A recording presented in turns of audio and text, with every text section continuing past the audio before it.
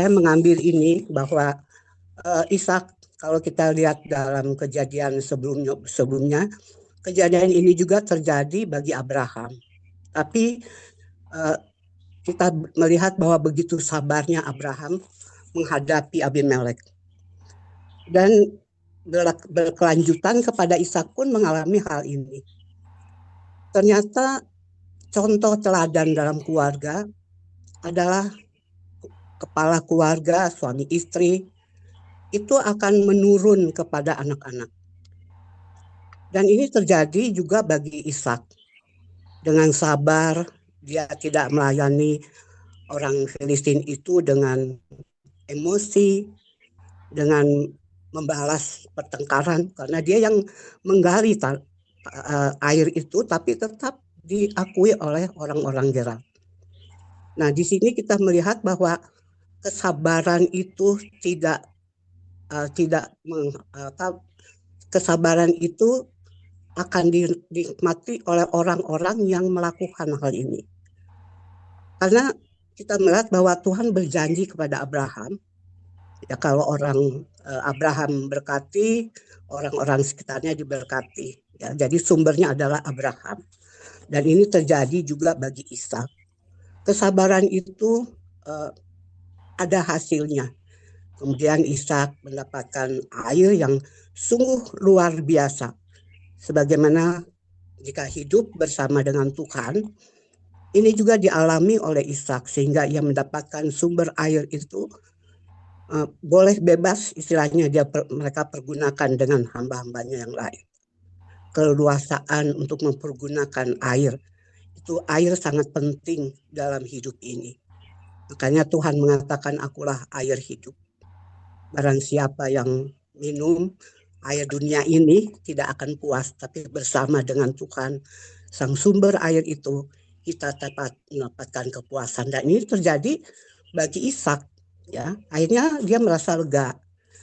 Jadi ada ajaran-ajaran yang kita melihat di sini, peringatan-peringatan bagi saya. Biarlah orang membenci kita, orang itu mengambil hak kita, hak kita punya, harusnya kita bagian kita, yaitu, tapi kita tetap diberikan kesabaran, kekuatan oleh Tuhan. Dan kita akan melihat bagaimana hasil daripada jerih payah kita, kesabaran kita bersama dengan Tuhan. Karena ada satu kata firman Tuhan katakan bahwa dalam segala perkara aku dapat menanggungnya. Karena Tuhanlah yang membuat itu semua bagi kita. Semua persoalan apapun, baik itu bentuknya ekonomi, sakit, ataupun tantangan, kita tahu kalau Tuhan di depan kita, kita nggak perlu melawan, kita nggak perlu hadapi, karena Tuhan yang menghadapi di depan kita. Tuhan yang melaksanakan, Tuhan membela kita. Karena kita adalah anak-anak Allah, kita bahkan saya berbahagia sekali bahwa kita menjadi pewaris janji Allah. Apapun Allah yang inginkan dalam hidup kita, kehendaki, karena kita percaya itulah yang terbaik. Walaupun menurut secara manusia itu tidak baik. Seperti Ishak kan tidak baik. Dia udah berusaha, pasti aja orang lain mengambil haknya. Tapi dengan kesabaran, karena Tuhan dia percaya, dia ingat perjalanan hidup ayahnya Abraham. Maka itu dia pelajari, lalu dia lakukan, dia laksanakan. Sehingga akhirnya Ishak mendapatkan yang terbaik dari Tuhan. Dengan kebebasan dia boleh memakai semua apa yang Tuhan berikan bagi dia. Kita bersyukur, kita punya milik Tuhan, kita punya Tuhan. Kalau Tuhan di pihak kita, siapakah yang dapat melawan kita? Dia pembela kita yang setia, dia gembala yang baik. Seorang gembala tidak akan membawa domba-dombanya kepada air yang tidak mengalir. Tapi dia berikan air, membawa domba-dombanya kepada air yang sejuk, air yang jernih, untuk domba-dombanya dapat menikmati air dari menghilangkan kepanasan, menghilangkan kehausan, semuanya Tuhan sempurnakan bagi domba-dombanya. Apalagi kita sebagai anak-anaknya, jangan khawatir karena Tuhan ada bersama dengan kita. Jangan pikirkan hari esok, karena hari esok itu ada kekhawatirannya sendiri. Biarlah kita pikirkan hari ini bersama dengan Tuhan. Jika Tuhan sudah bersama dengan kita pada hari-hari yang lalu, Tuhan tidak akan pernah meninggalkan kita. Tuhan yang sama tetap ada bersama dengan kita.